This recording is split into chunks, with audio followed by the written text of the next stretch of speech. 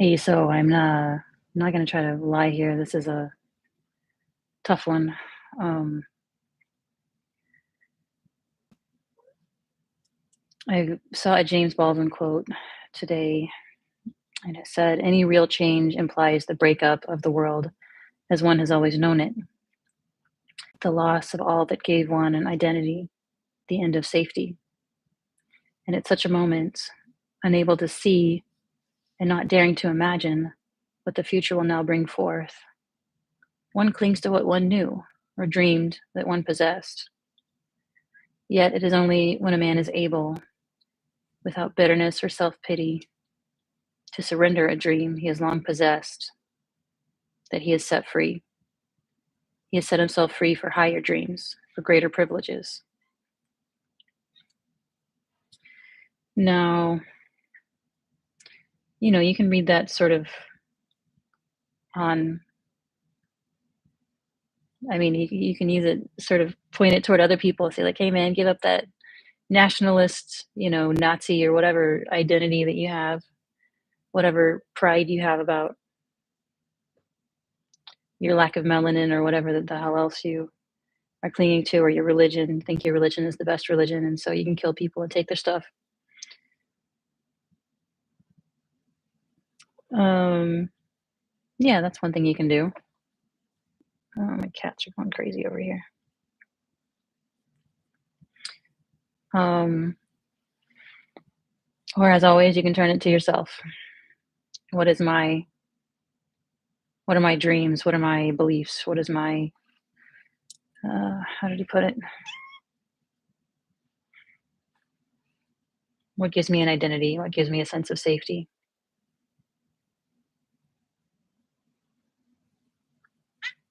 Because I know I'm feeling hatred lately.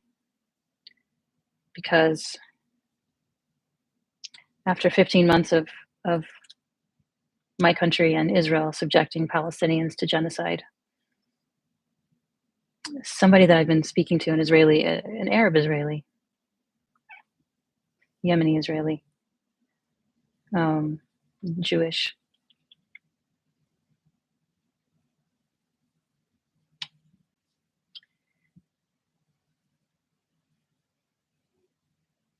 I posted a picture of some of the doctors who survived, some of the doctors and nurses in Gaza who survived. So many hundreds, if not, but they survived the genocide. And I just posted a picture and said, these people are heroes more than just about anyone else on earth. They stayed at their post without pay and with a very real possibility of being abducted or killed or maimed or all three.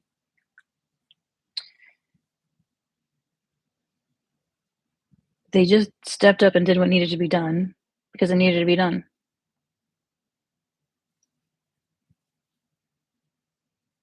For so many of them, it just wasn't a question. This is my place. This is my job. Not a job as in like my identity, not a job as in my paycheck. My job is in the thing I'm here to do, the thing I can do, the thing that needs to be done. When everything else falls away. So often Palestinians step up in ways that if it was anybody else, they'd be making movies about it.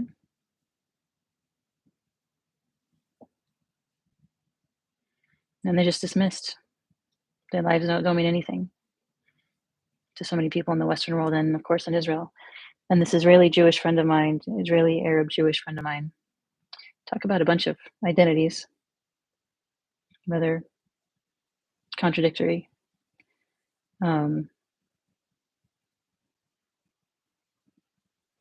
Yeah, Yemeni babies, Jewish Yemeni babies were stolen from their parents early on, and given to European Jewish people who couldn't have babies. That's been reported in the Israeli press. It's not a conspiracy theory or a defamation. I read it in the Israeli press. It's a thing that happened. Um, a lot of Arab Israelis, Jewish Arab Israelis are often treated as sort of second class citizens, and some of them make it and do well for themselves, just like, minorities who are treated in many cases poorly in many countries. But that doesn't take away the fact that there is systemic racism even against Arab Jewish Israelis, much less Palestinian Israelis and occupied Palestinians, and so on. I could go on, but I'll leave it there for now. Point is, this guy, he's got a complicated past, complicated set of oppressions, and he's got to try to find worth and dignity in the face of all that. And of course, he faces, I mean, Palestinians resist in ways that are nonviolent, principled, and legal, and those are generally ignored or suppressed, which leads other Palestinians to resist in ways that are not legal and not, in my opinion, moral. Certainly on local levels. On universal levels, God knows. I mean, were slave rebellions that killed women and children, were those moral? I don't. That's beyond my pay grade to make a determination.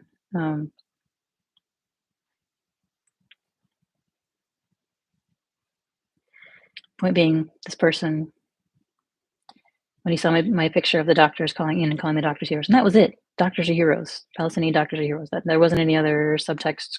Nothing. It was just Palestinian doctors are heroes, and here's a picture of them. He wrote, "Yeah, well, the Hamas mice have come out of the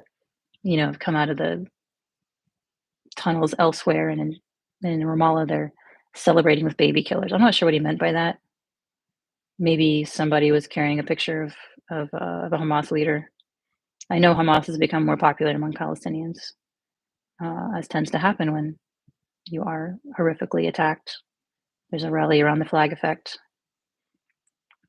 Um, there even was with George W. Bush, even though he was a total fuck up in every level. Didn't make us safer in any way. Anyhow, when he sort of spat that demonization of people who have endured 15 months of genocide, I lost it. I mean, I didn't, I don't know, internally, I should say I lost it. And I didn't say the nicest things to him either.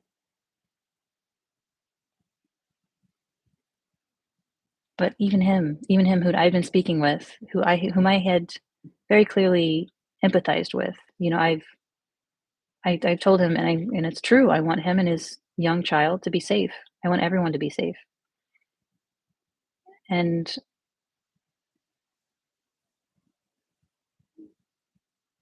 I mean, I don't know, he occasionally said something that almost seemed to make him, it seemed like he thought Palestinians were actual human beings.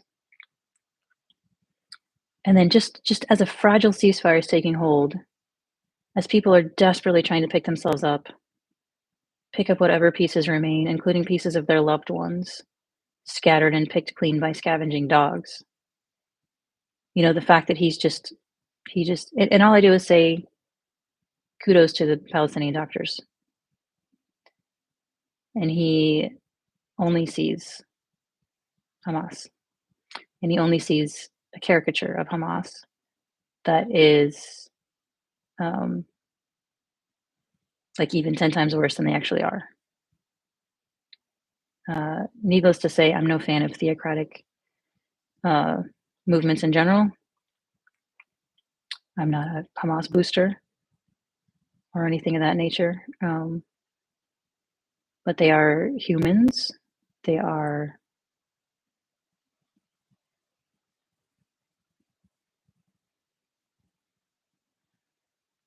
a predictable result of decades of unrelenting brutality. And that's not justifying anything, but it's explaining. I mean, it's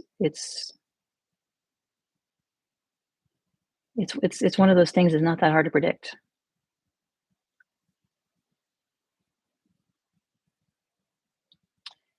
So all of that said, yeah, I kind of unloaded on the guy, and I really felt just sickening hatred for not just him, but all of the people who are gloating and snarling and sneering at people who are overwhelmingly just humans. Just humans. That's it. They're just humans. If they survived, they're happy they survived. If some of their loved ones survived, they're happy. If they're celebrating, it's not because they love death. That's what so many people are saying. Oh, they're celebrating, they love death. It's like, no, they're celebrating a tiny reprieve in a horrific onslaught. And you sneer at them for that? What the fuck?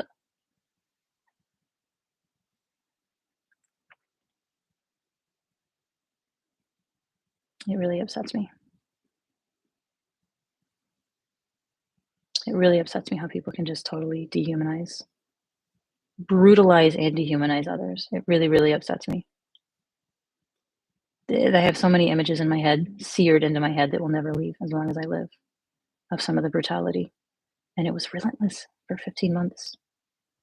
There's no way you can even keep up with it.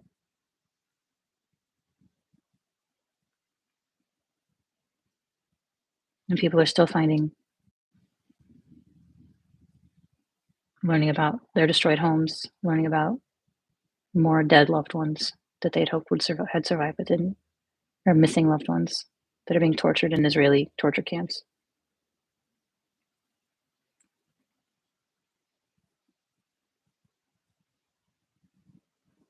Are likely being tortured, I should say. It's common.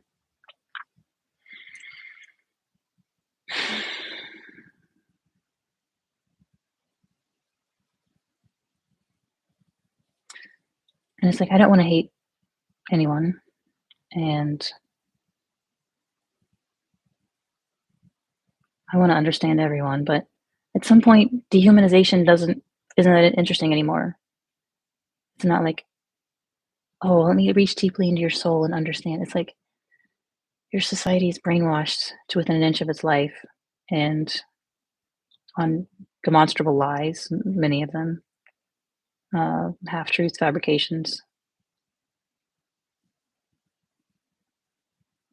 And you have the paradox of tolerance, where when you tolerate hatred and intolerance, eventually a loving and tolerant society can't survive, because those people tend to take advantage of the system and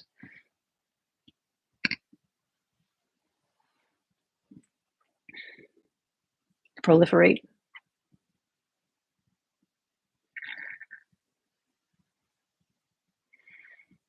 Now, the opposite is true as well, which is that if you have a critical mass of kind and loving and tolerant people, like the story with the baboons, a bunch of the alpha males or whatever, they took all the meat for themselves, and it turned out it was poisoned meat, and they all died. And then kind of all the nice people, all the nice monkeys took over, apes, whatever they are. And from then on, whenever an aggressive or antisocial ape came and joined the group, everyone kind of shunned them until they got into line, right? That's possible too.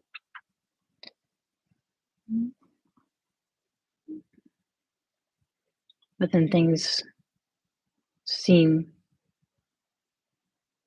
to be in perpetual danger of flipping back the other way.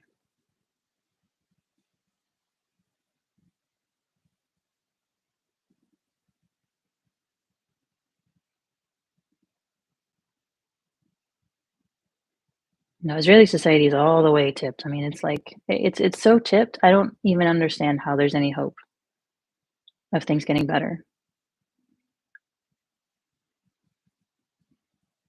I mean, it is an extreme, and it has been for a long time. It's a deeply inculcated, steeped in hatred and dehumanization of Palestinians.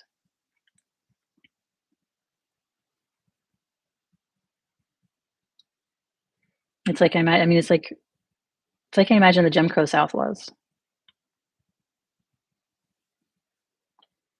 I'll give you an example. One time I was with a Palestinian friend in his car in Israel, a Palestinian Israeli, and he started to pull into a parking space, and this, white-looking Jewish Israeli guy, uh, kind of screeched in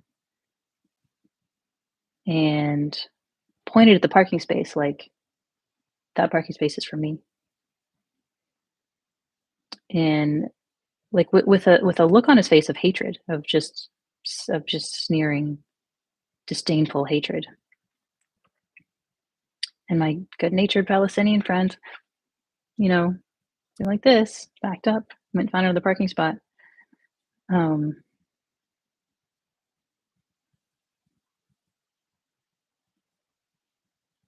I mean, to some degree, people who are healthy enough, they let that kind of stuff like just wash off their back. It's like whatever, that's how he is. Like find another parking spot.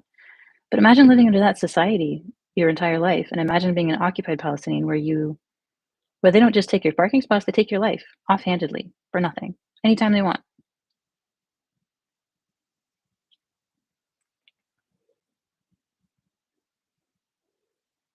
Take your freedom. I mean, they have no freedom anyway, but I mean, you can even take them from the occupied territories into a horrifying prison where you're treated like garbage constantly. Just a minute, my cat wants out.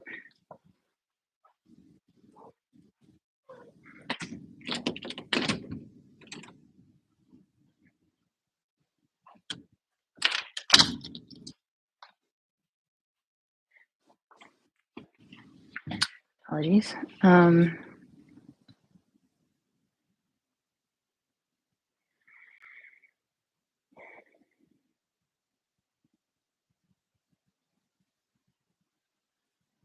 Yeah, they take everything from you. And, I have, I don't know, um,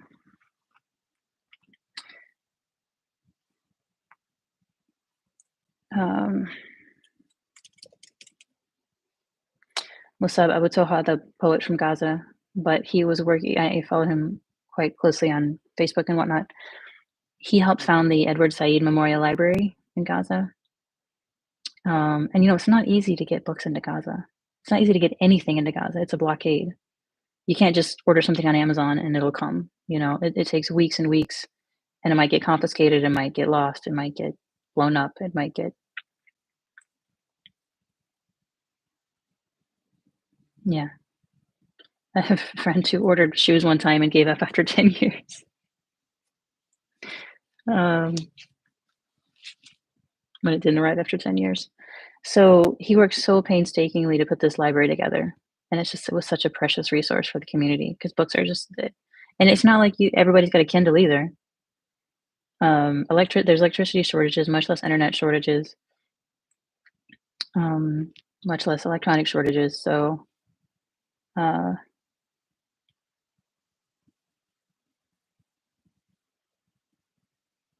and then, you know, I mean, I don't exactly know how it works to buy electronic books over the internet or over your phone or whatever. But anyway, the point is, it's not that easy. Books are important in Gaza, and people really value education. And somebody will come along and say, "Oh yeah, education about martyrdom." That's brainwashing. I mean, the vast majority of Gazans just want a good education and a good life. That's it. It's not a lot to ask. Um,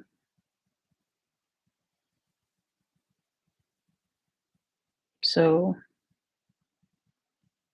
yeah, he people he knew were finally allowed to return to the area where the library was, and it's gone, totally destroyed.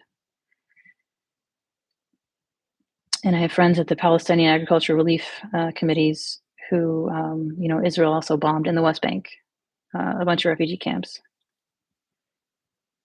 And again, refugee camps, like everywhere else, it's overwhelmingly just people who want to survive. That's it. And I mean, of course, they want freedom too.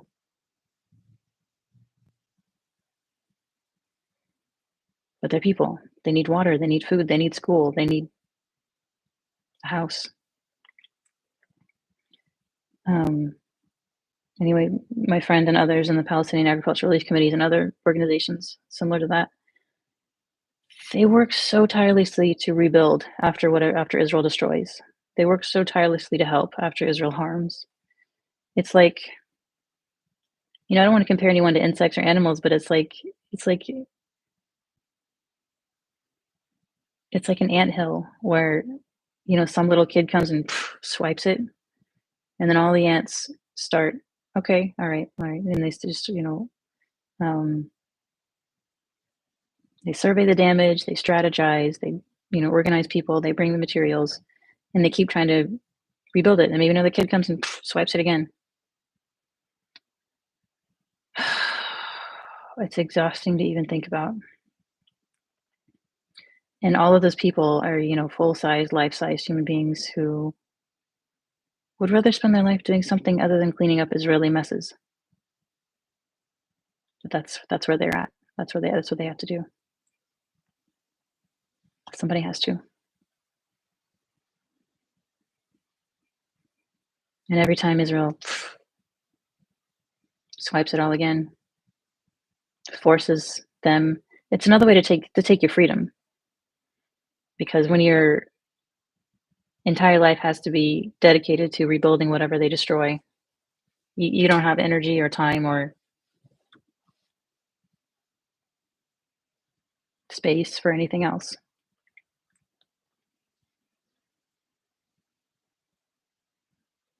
And I hate that. I hate it when people take other people's freedom and dignity and life and opportunities so offhandedly.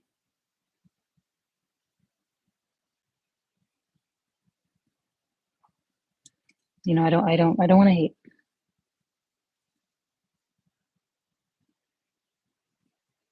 But when I see people disdain, despise, and destroy totally innocent people with total impunity and nothing in the way of remorse or even a second thought, it's just this gleeful, savage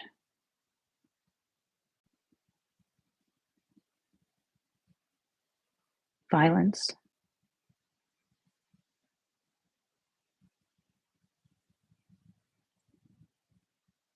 And I want to rise above, I think. I want to see into their hearts and find their humanity.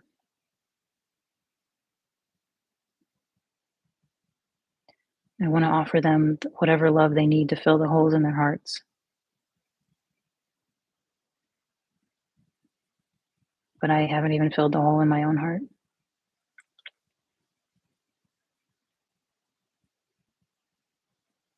And so I react, for better or worse.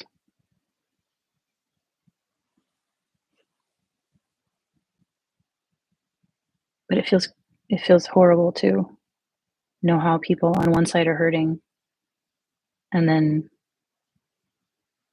offer love to the other side that is totally gleeful and remorseful about the harm that's done to the other side.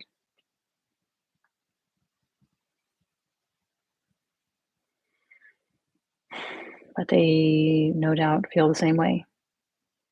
I mean, they don't see Palestinians as humans because they can't, because if they did, they couldn't do anything they do. So it's like you start with the premise, which is that the Jewish people need a homeland to feel safe.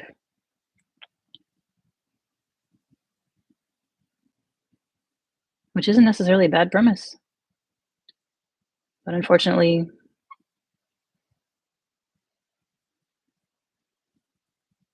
what ends up happening is they end up taking over somebody else's homeland, destroying hundreds of villages, changing the names from Arabic to Hebrew names, running everyone into refugee camps.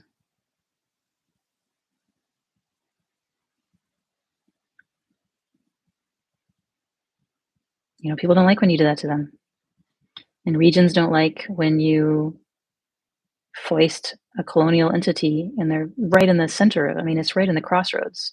It's right in the crossroads of Africa and the Middle East and Europe and Asia. I mean, it's right bollocksing everything up. It's like it's always been a key, a key route. There used to be in the good old days, trains that ran from Cairo to Damascus. Can you imagine?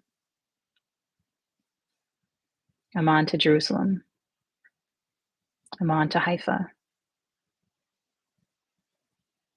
Gaza to, uh, I mean, Gaza was a stop along along that route.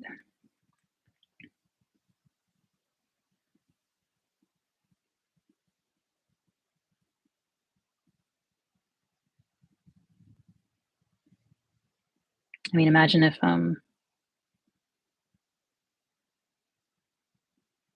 yeah, there's not even any similar uh, strategic area in the Americas that I can even think of that's as strategic as that location. Um, it would be more painful to lose. But imagine the United States went fucking ape shit ballistic when the Russians, had influence in Cuba, right? This is like that times 1,000 at least. People don't like that. Inevitably, there was resistance.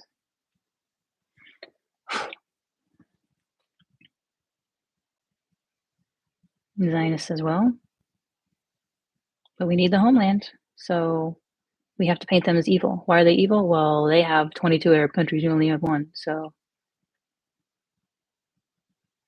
it's a silly argument on the face of it. It's like if you steal someone's car and you're like, well, you have three cars. I don't have one. You're still stealing my car, dude. Sorry, but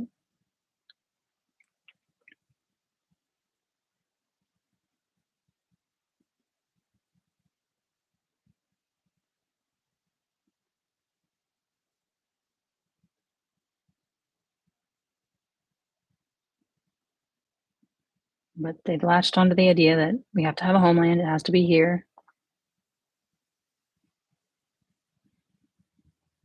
And it's morally just and righteous to do so. And from that belief, from that premise, colliding with reality,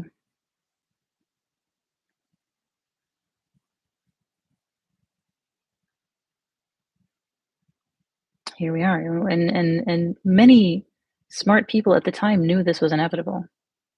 It's not that hard to predict, to be honest. But now they're deep into it, deep into it. And now they've sort of made it to where I mean, many of them have dual passports, but the sort of the less well off, less well connected people in Israel really have nowhere else to go, not to have that quality of life. So they rally around the flag, no matter how putrid and hateful and violent the flag.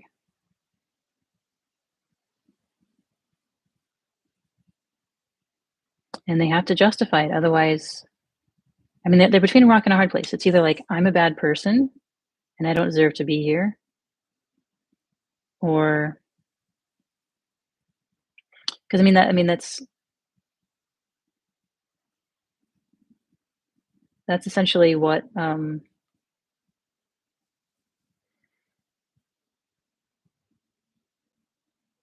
mean, the message of being a colonialist, an occupier, an invader, that's not the good guys usually. So it's like either I'm the bad guy or they're the bad guys. And there's, you can look at certain parts of Palestinian society or things they've said or whatever and use that to justify hating all of them. Just as, I mean, during World War II, there were ways apparently to get people to justify hating all Jews. Maybe there were some corrupt or, I mean, who knows? I'm not an expert on that time in history, but um, Every bit of propaganda has a grain of truth, and that doesn't mean that the propaganda is right or true or the atrocities done in the name of that propaganda or on the basis of that propaganda are justified. Um, but there's always a grain of truth to propaganda, or it wouldn't have such devastating effect. Like, I'm sure there are criminals who, I mean, I'm sure there are criminals among immigrants to the United States. There are among every population. But you sort of like laser focus in on those criminals and be like, oh, immigrants, they're horrible, they're terrible. We got to get rid of all of them. That's the way propaganda works.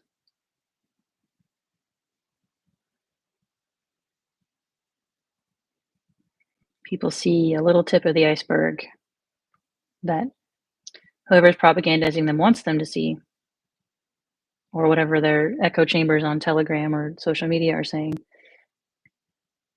The rest of the iceberg, out of sight, out of mind.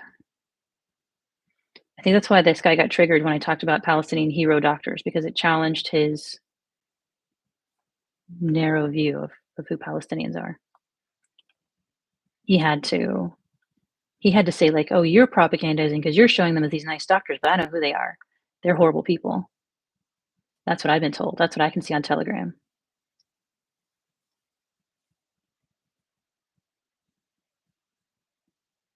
I've worked really, really hard not to hate Israelis.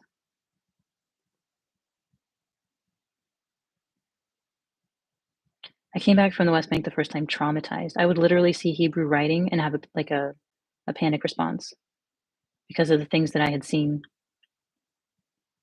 done um, with people speaking that language and having that language on their tanks and stuff.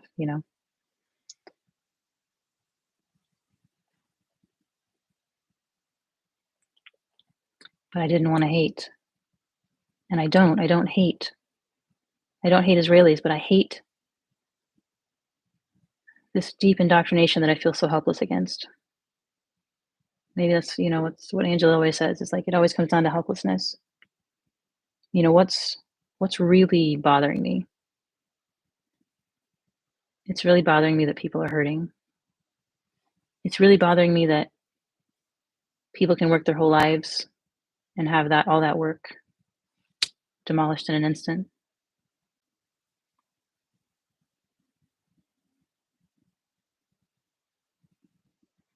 It really bothers me that I feel guilty that I'm not doing more of that work. It really bothers me that I don't know if that work is futile. It really bothers me that it's coming down to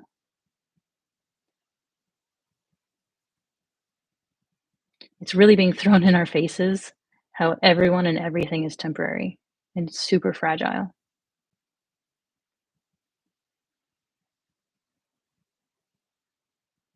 There's nothing you can hang on to.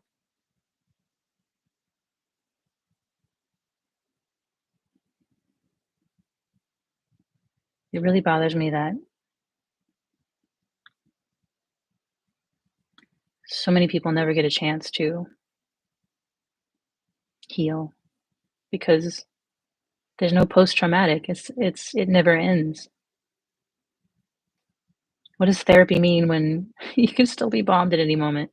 The ceasefire is so fragile. It might be blowing up as I make this video. Israeli soldiers also already filmed themselves sniping a child and killing him, and then shooting at the person who tried to take the body away. They violate the ceasefire, nothing happens, which means they can keep violating it, which means they can do whatever the fuck they want, which means guarantees from colonialists doesn't mean shit. And what are Palestinians supposed to do? They're helpless.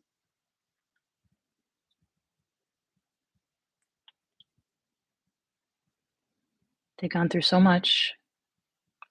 The least they can get is some time to mourn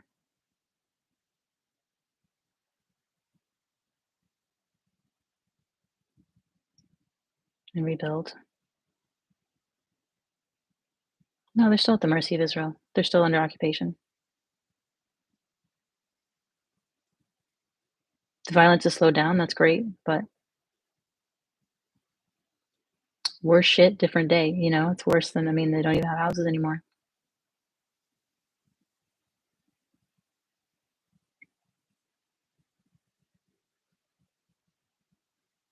They open their mobile phones, scroll through their contacts. How many of them are gone?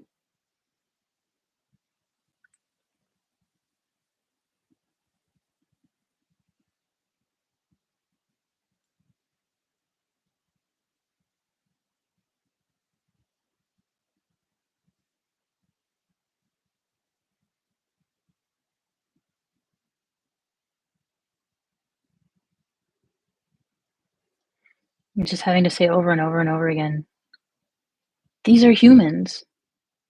These are humans just like you and me. They care just as much as you and I do. They love their kids too. They love their fucking sheets that they got for their wedding or whatever, you know? It's like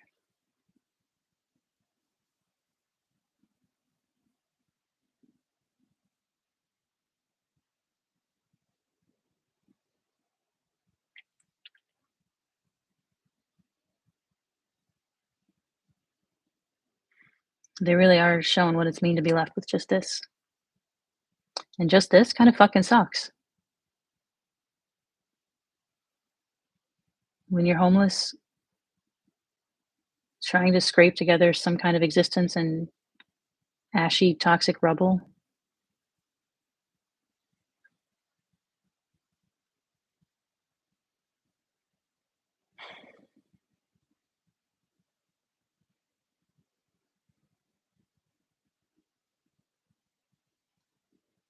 and it can all get going again at any moment.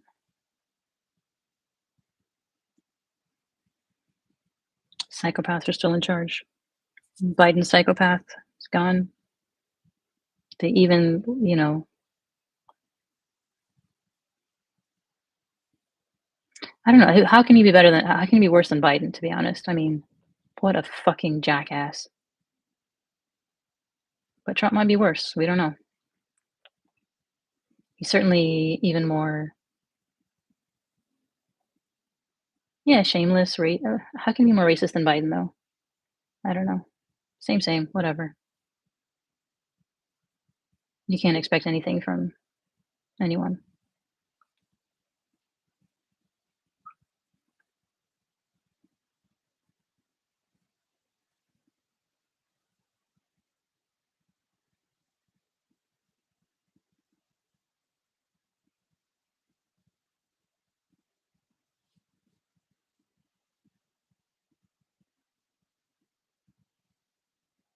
But it's all so desperately fragile and temporary in general. I mean, you know, if it's not a war, it could be an earthquake or a plague or cancer, climate change, fire. But somehow when it's deliberate, it's so much harder to take, you know?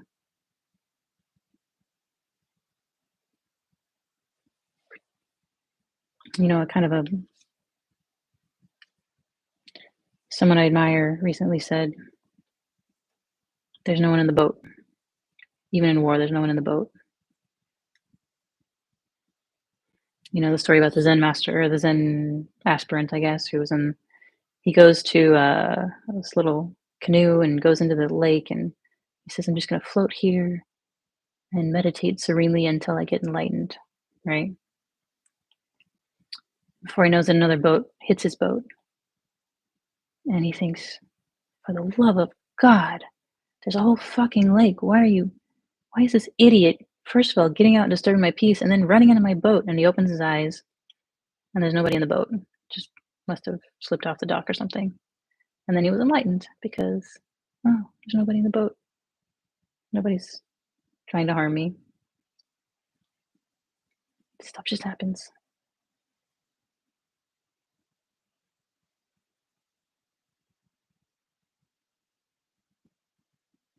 But it's a lot harder to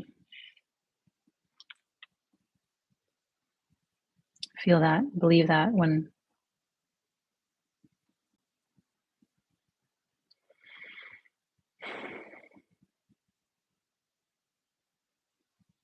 it feels very deliberate.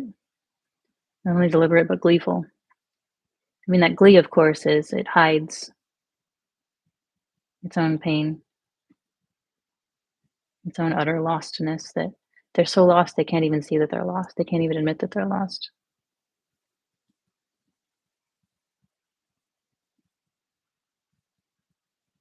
They are deep in some shit without any apparent way out.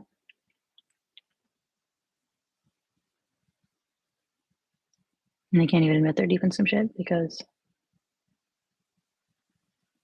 all they have at this point is kind of a self image. And you shatter that, and what's left? They have to face the fact that they're in a very fragile existence that can turn on a dime, and in many cases has. I mean, survivors of the Holocaust, the worst, arguably the worst atrocity in human history,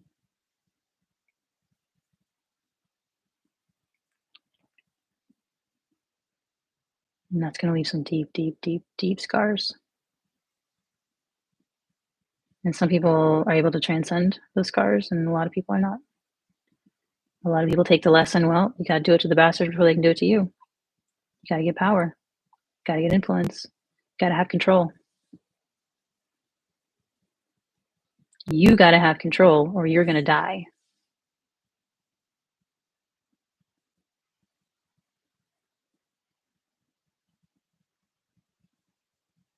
And that's the lesson that they took. And when things feel a little bit out of control,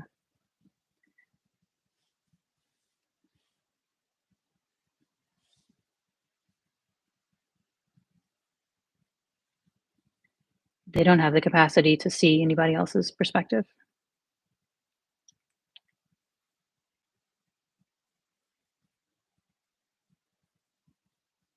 In that sense, I guess there is nobody in the boat.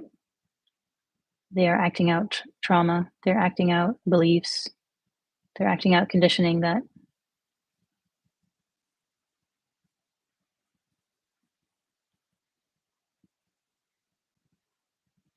has hijacked whatever else they might be or they might do. Not all of them. Many, many, many, many. Some of the best peace activists in the world are Jewish. Some of the people I admire most are Jewish Israelis who, against enormous odds, have seen through the brainwashing, the illusion that they're going to be able to control millions of people somehow. They're going to bomb the world into loving them. They're going to blackmail the world into helping them whether we want to or not in perpetuity. It's that grasping for control is so dangerous and deadly, and I feel an echo of it in my heart too because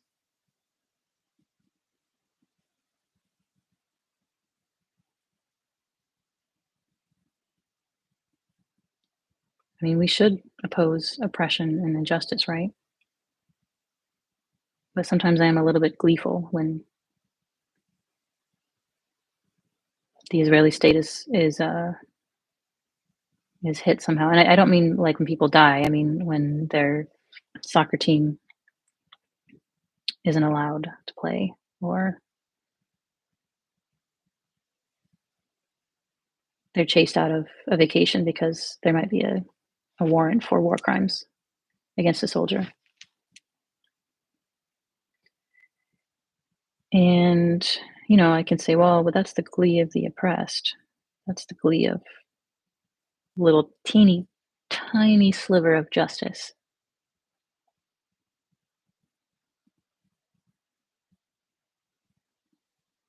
Black eye on a bully, you know.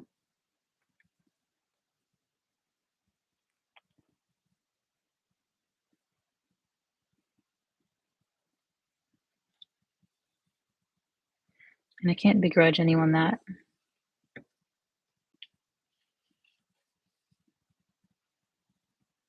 after everything people have been through.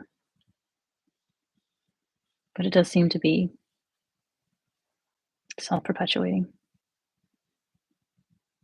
And, if the Palestinians are among the most warm and loving people you'll ever meet, and, from what I understand, from what I've been told, many of them welcomed Jewish refugees into their country, into their homes.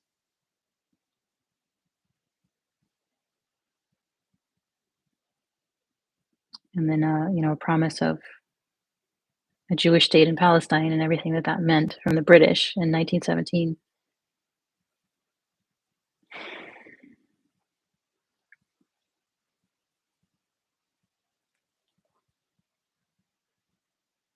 Soured things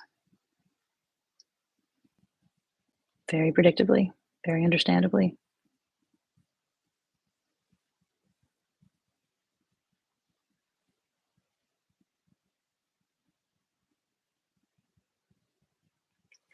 I don't know, man. These waves wash across the earth, and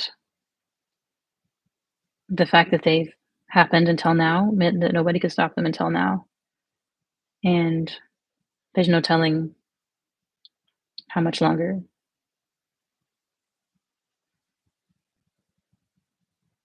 anything's going to happen. But I don't think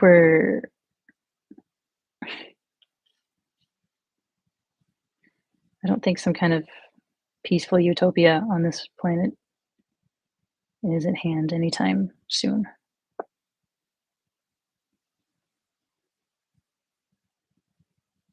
I think things are going to get a lot worse before.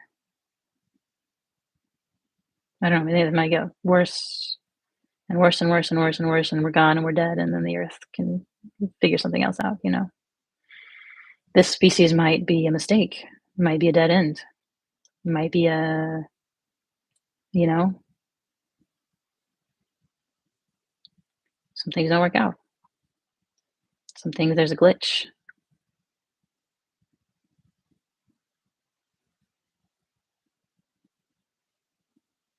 but that's speculation. It doesn't really offer much right now, right here, right now, right here, right now. What do I do in the face of all this?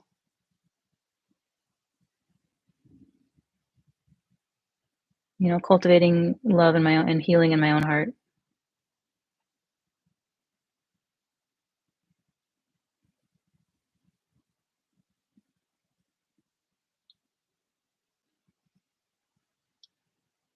So that I can speak with oppressors without being activated.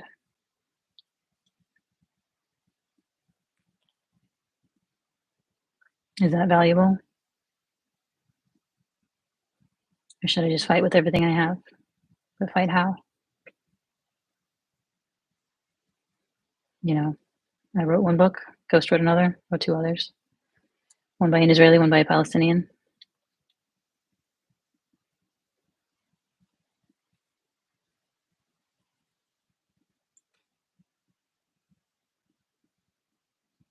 I have a family that I sponsor and help a lot.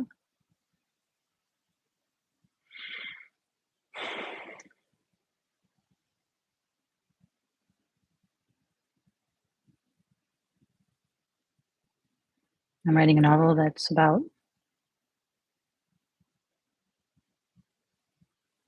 living authentically.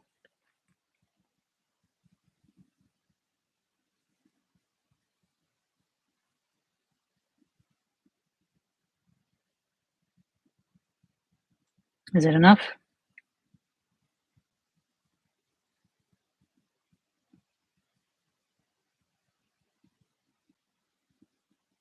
Trying to raise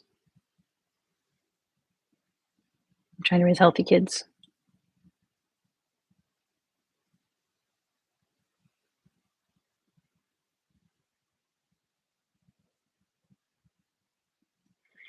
Trying to cultivate joy as well, because if nobody's enjoying this world, then it really is a waste.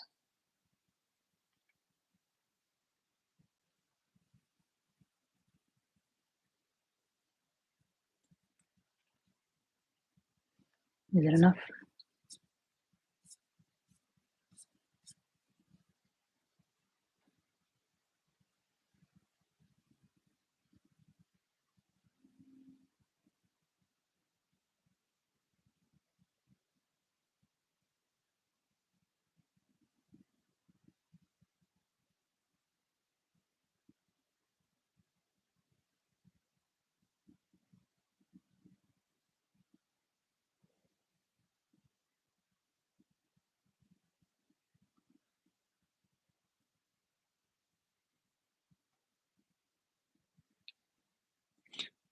Guess it's a good thing this video is so long. It's a bit controversial, and probably people aren't going to listen to an hour of this, but just working it out for myself. If anybody else gets benefit, great. Um,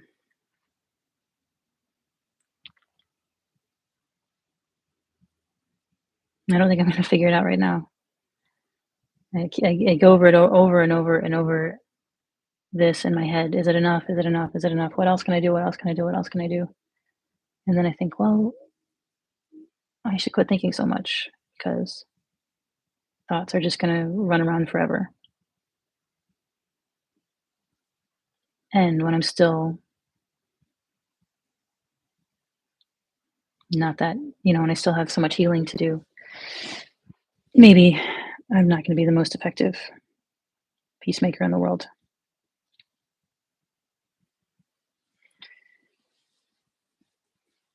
And then I'm like, people are dying in real time. It's like, yeah, well, people are always dying in real time.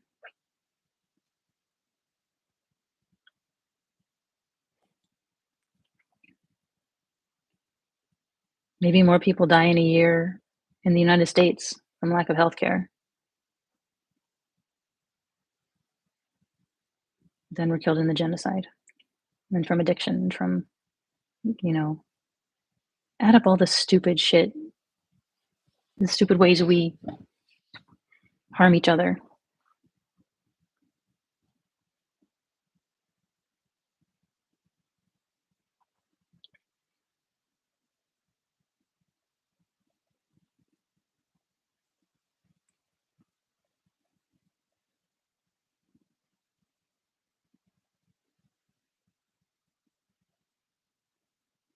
So what?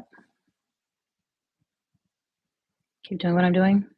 Put one foot in front of the other with as much integrity as I can. I'm not. I'm not Palestinian.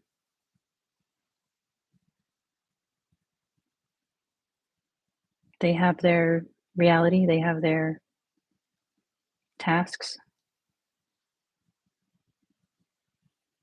I can help in some ways, but sort of horning in and muscling in and trying to fix things, not necessarily the best thing I can do.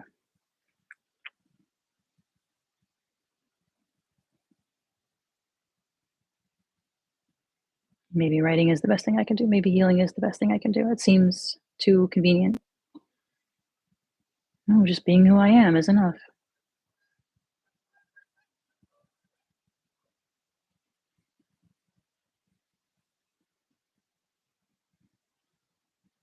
Maybe being who I am is enough. What would that look like?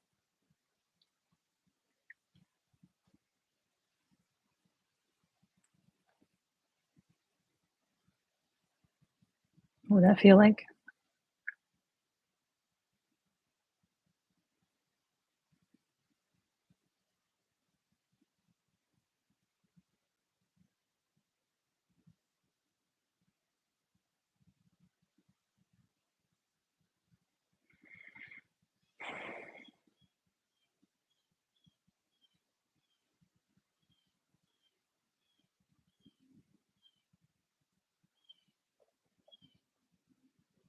Maybe Mary Oliver writing poems was enough.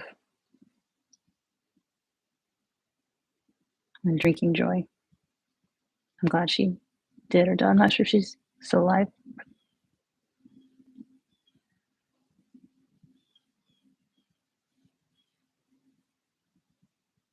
I mean, nobody's one dimensional. There's lots of time in the day, many things we can do.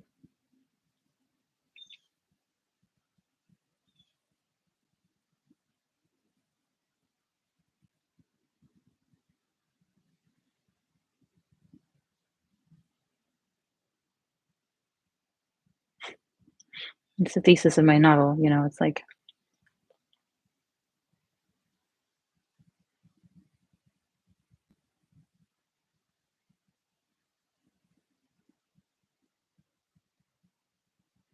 you don't have to figure it all out.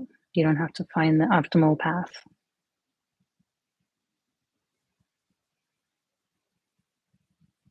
It's enough to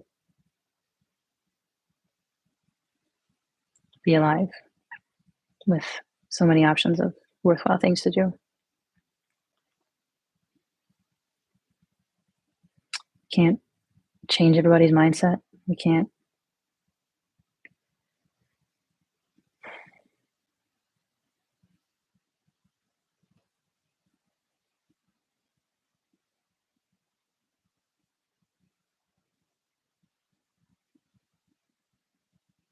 We can roast and humiliate idiot billionaires who are making fools of themselves.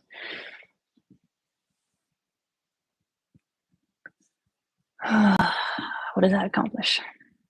That's fun.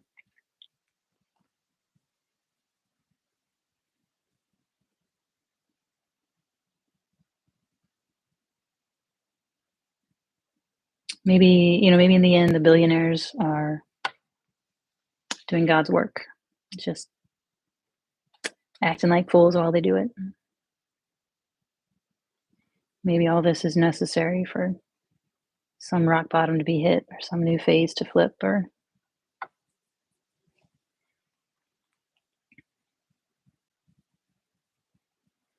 maybe all the people in Palestine who have endured so much with so much calm and kindness, sort of steadfast, the steadfastness, the samud. Maybe there really is a special place in Jannah beyond their imagination. And it will all have been a dream. And they will have done pretty fucking well at it.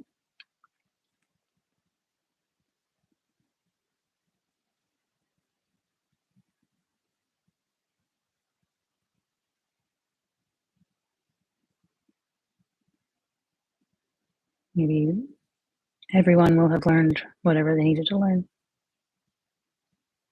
And enjoying this garden planet is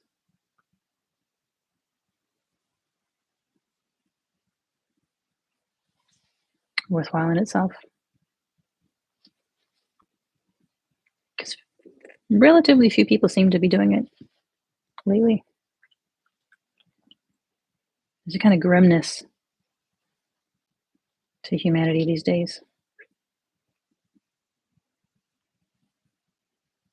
You don't want to be all rose-colored glasses, right? But everyone's walking around with shit-colored glasses. So at least take the shit-colored glasses off as much as you can,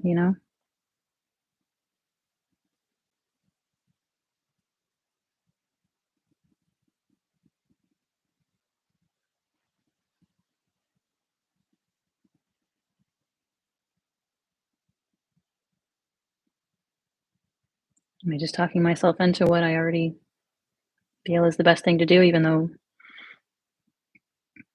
parts of me still can't accept it? I must feel guilty. I must feel responsible for fixing everything. I have to.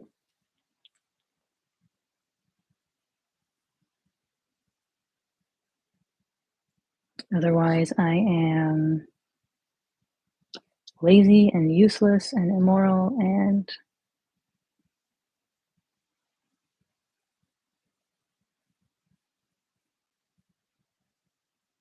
a bad guy.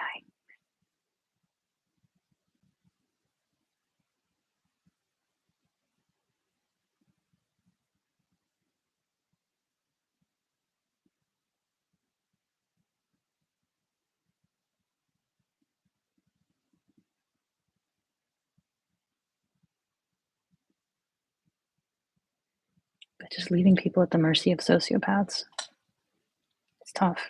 It hurts.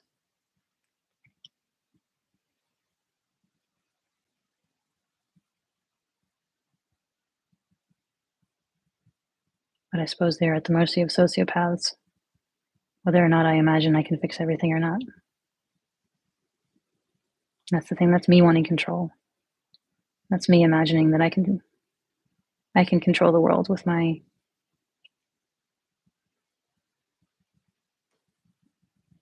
anger, with my hatred, with my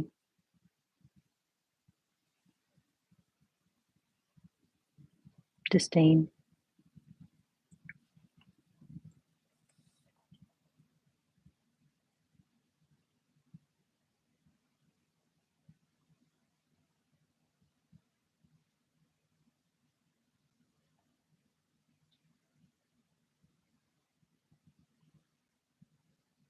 That's me being exactly what I claim to oppose.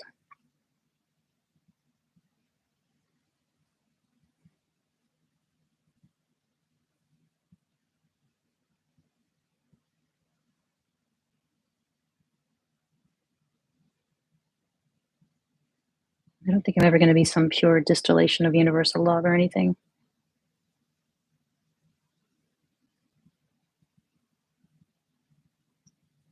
but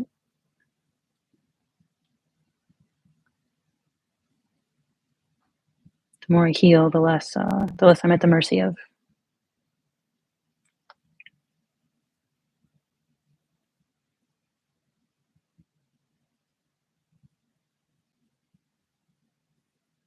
these reactions in my body that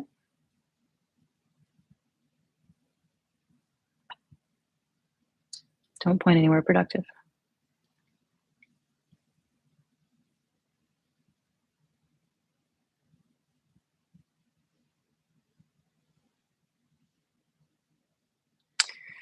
Just gonna go feel, feel for what that's worth.